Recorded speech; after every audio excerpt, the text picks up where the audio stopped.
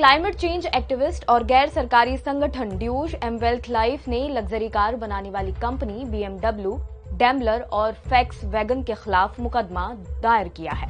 कंपनियों पर आरोप है वह कार्बन एमिशन से जुड़े टारगेट्स पूरे करने से इनकार कर रही हैं।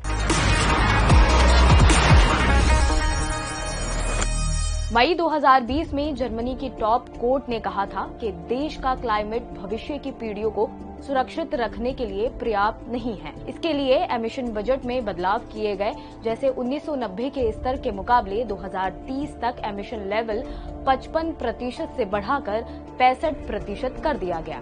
वहीं नीदरलैंड में पर्यावरण कार्यकर्ताओं ने ऑयल कंपनी शेल के खिलाफ क्लाइमेट के मामले में एक केस जीता है। इन्हीं दो फैसलों के आधार पर जर्मनी के एक्टिविस्ट ने अपना केस दर्ज कराया है। ऐसे केस दो मायनों में महत्व रखते हैं।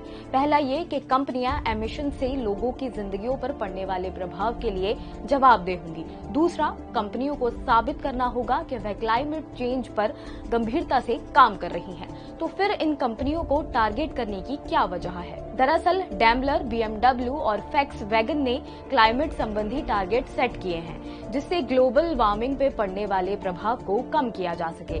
लेकिन पर्यावरण कार्यकर्ताओं का कहना है ये target inter governmental panel for climate change यानी IPCC की ओर से तय किए गए कार्बन एमिशन बजट के हिसाब से पर्याप्त नहीं है। पर्यावरण कार्यकर्ताओं की मांग है कि दी गई डेडलाइन पर कंपनियां कार्बन एमिशन कम करने के लिए अपनी गतिविधियों को रफ्तार दें। लेकिन इस पूरे विवाद पर कंपनियों का क्या रुख है? BMW ने कहा है कि हम पृथ्वी के तापमान में बढ़ोतरी को 1.5 डिग्री सेल्सियस तक सीमित रखने की दिशा में ही आगे बढ़ रहे हैं। फॉक्सवैगन ने कहा है कि वह इस मामले पर विचार करेगी, पर सोसाइटी में होने वाले बदलावों के लिए कंपनियों के खिलाफ मुकदमा चलाना सही तरीका नहीं है। वहीं डैम्बलर ने कहा है इस केस का कोई आधार नहीं बनता है। इस दिशा में हम अपना रुख स्पष्ट कर चुके हैं कि दशक के अंत तक पूरी तरह इलेक्ट्रिक होना चाहते हैं। फिलहाल मामला जर्मनी के कोर्ट में है। केस आगे बढ़ना चाहिए या नहीं, ये पूरी तरह से कोर्ट पर निर्भर करता है। लेकिन केस का फैसला आने में कुछ सालों का वक्त लग सकता है। आखिर में बात भारत की।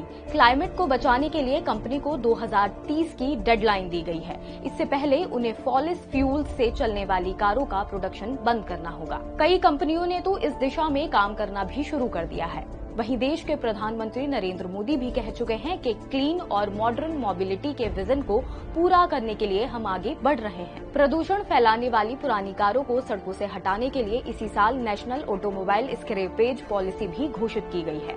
अभी तक नीदरलैंड और जर्मनी में ही क्लाइमेट चेंज के केस सामने आए हैं, लेकिन ये कहना गलत नहीं होगा कि आगे चलकर भारत जैसे देशों में भी एक्टिविस्ट अदालतों का रुख कर सकते हैं। तो ऐसे ही और वीडियोस देखने के लिए जुड़े रहें दैनिक भास्कर ऐप के साथ।